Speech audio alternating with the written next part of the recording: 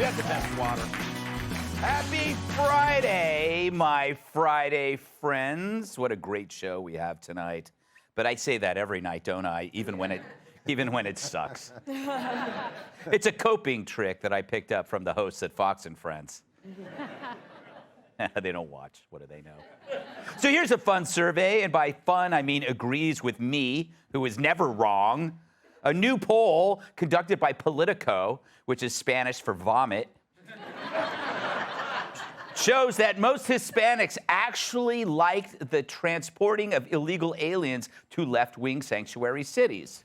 Yes, it appears this action only upsets white liberals in sanctuary cities who were forced to be compassionate instead of simply pretending to be. They're also known as assholes. My apology to actual anuses who perform a valuable function. Make fun of them all you want, but if you didn't have one, oh, I would hate to be you. Where am I? But if there's one thing white liberals are good at, it's being hypocritical. That and telling me the lunch specials. In the survey, the question was, would you consider sending migrants to liberal U.S. states and cities to be appropriate or inappropriate? More Hispanics said appropriate and did so by a 6-point margin with a plurality of 41%. A plurality. I think we call them a they. Only 35% said inappropriate. And a remaining 30% said, I'm a better looking version of Pierce Brosnan. I'll take it. I'll take it. As John Nolte points out in Breitbart, the survey shows that Hispanics' opinions are not that different from everyone else's. White Americans feel the policy is appropriate by a similar margin. That's got to surprise the folks at Politico, but not you or me. We know that common sense knows no borders or pigment. And sending illegal immigrants to sanctuary cities who boasted always of their willingness to embrace them, that makes total sense. After all, what could be wrong with giving people what they're asking for? At least that's what I tell Larry Kudlow. You know, it's funny. I knew harder was a terrible safe word. Which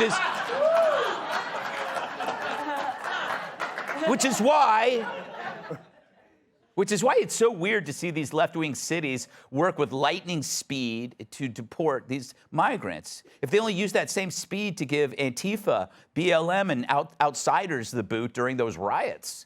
Hell, they even called in the National Guard. The last time people living on an island overreacted that much, a shark had just eaten the Kintner boy. I mean, even in Jaws, they let the shark hang out for a week. Thin the herd. But it's old news to you. The liberals only back their policies as long as they don't have to deal with the policies. Again, it's not in my backyard, well, unless you're mowing it. They did this with crime. They got private security. They live in gated communities. So sure, why not defund the police? Why not empty the prisons? It's easy to scream, there are too many people behind bars, when you're screaming it from behind your own. And now, after serving as a magnet for migrants, they want nothing to do with them. They kick them to the curb like Leo DiCaprio's girlfriend on her 25th birthday. I mean, she is getting up there. Start walking slower. Oh, geez. Anyway, they're like that one person at work who boasts about volunteering at a soup kitchen once 5 years ago. And then we'll never let you forget it. But when you ask them for a favor, they're like totally swamped.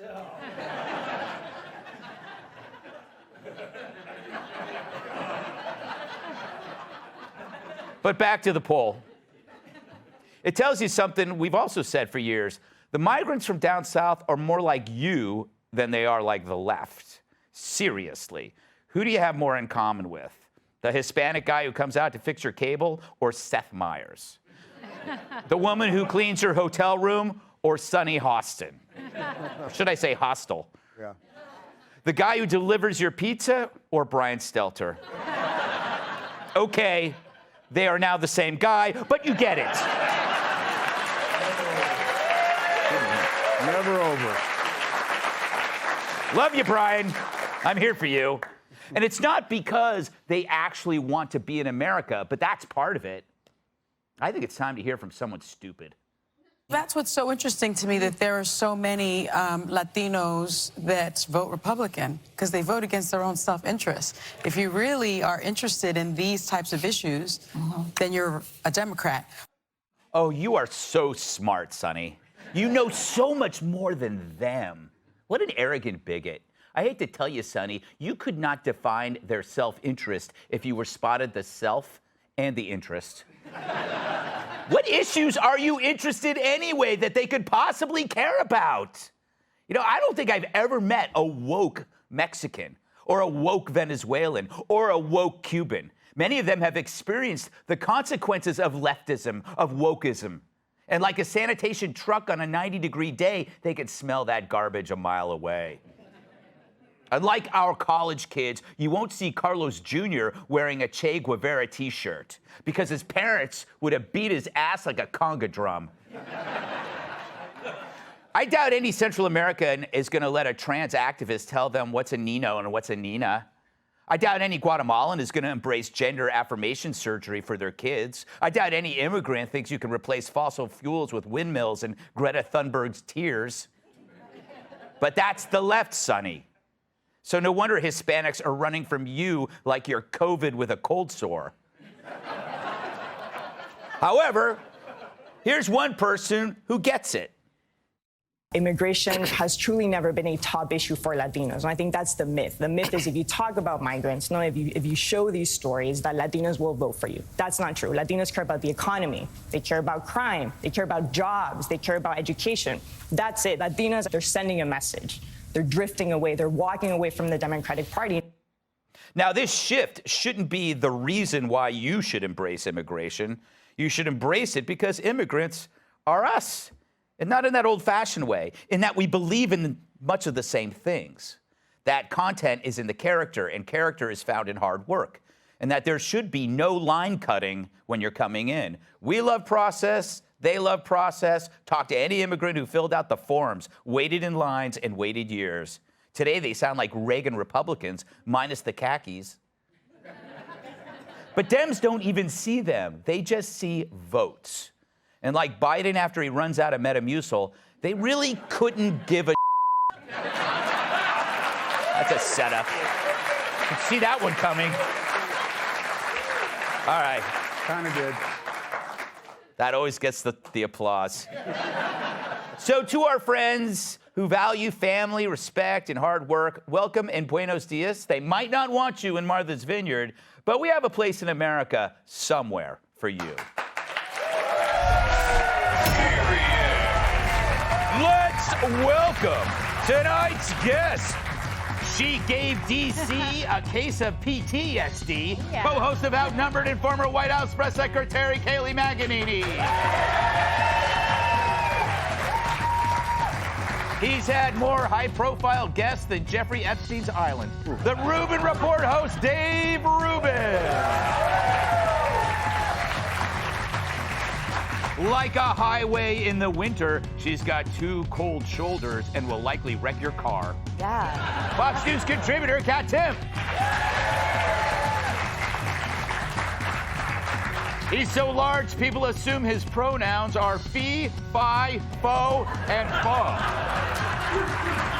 I'm Master Johnson. Iris. So congratulations are in order, Mr. Rubin. You were ringing a bell yesterday, and it wasn't in some club. That was later in the day, but I think that the bell you're talking about, yeah, I rang the bell for Rumble, which is now totally public, and free speech is public, and we're going to beat YouTube and Google and Facebook and Twitter and all of that stuff. And Greg, you've had a pretty good year, #1 in late night. People are talking about you, but it's important that I mention that you did not invest when I asked you to invest. And you could be pretty rich right now.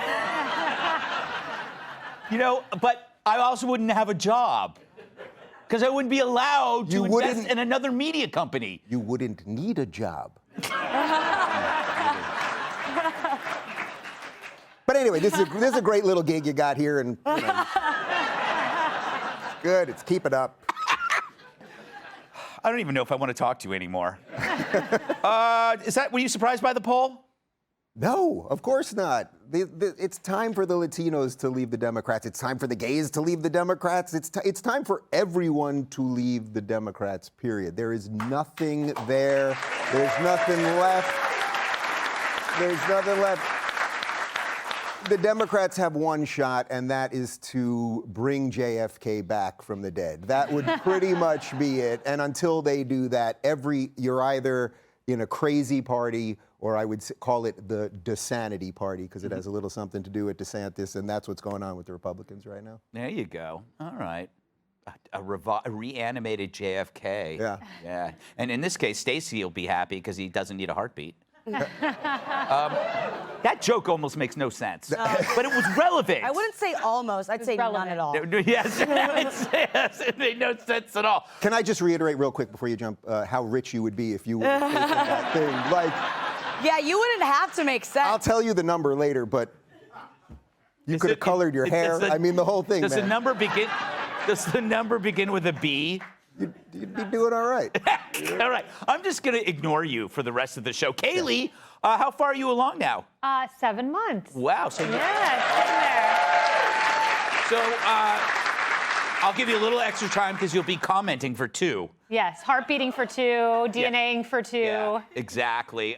What do you make of this poll? Look, it's not surprising. I mean, the left makes a caricature of Latinos. You're Latino, you must care about the border. It's interesting, though, when I had the unfortunate distinction of being colleagues with Brian Stelter. I did work at CNN at one point. Right. Yes, they used to say to me, and it was when Trump was running for the nomination in 2016, oh, this is politics of addition, not subtraction, and this guy's subtracting all these Latinos out, and no Latino will ever vote for him. Well, as it turns out, he increased the Republican Party's margin among Latinos in 2016 and then in 2020. And in Miami-Dade County, he got the highest vote total of any Republican candidate in 16 years. Why? He was up there shouting, build that wall. That was like his main phrase. But it's because he didn't treat Latinos like a caricature. They weren't breakfast tacos.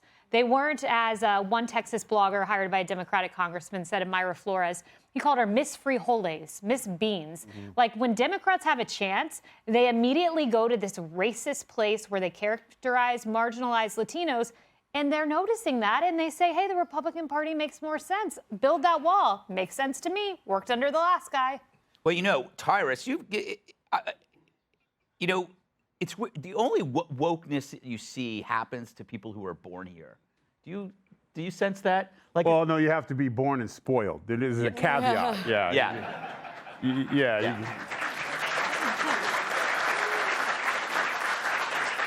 You have to have first world problems, like my phone's at 30%. That type of That does type of suck, stuff. though. Yeah.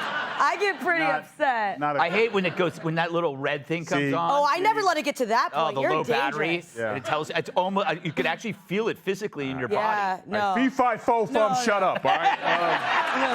Not a first world problem. But the poll itself, the argument itself is racist and stupid. The only people who have to care about going to a sanctuary city is the people in the bus. Yeah. And we don't see them writing Spanish help notes on the window. They're not on the bus going, no, okay? They're fine with where they're going. That's like telling me, like, hey, Tyrus, just so you know, watermelon's fine this year in the summer. Assuming that I'm worried about it because I'm black. Like, that's what they're doing. Yeah. Latinos are okay with it. Why? Yes. The only one who's got to be okay with it is the immigrant. Period. Excellent point. Kat, what do you make of this? Well, I am not commenting for 2.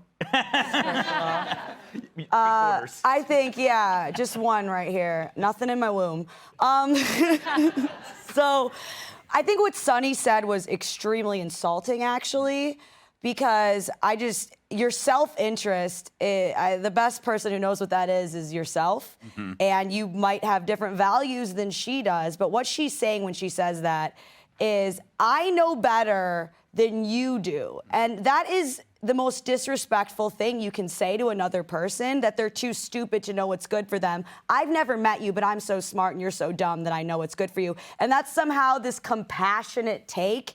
I don't understand how we've ever reached the fact that anything other than making decisions for yourself or being whoever you want is compassionate. It's mean and it's arrogant. It really is. Excellent point. And on that note, we shall take a break. Hey, Sean Hannity here. Hey, click here to subscribe to Fox News YouTube page and catch our hottest interviews and most compelling analysis. You will not get it anywhere else.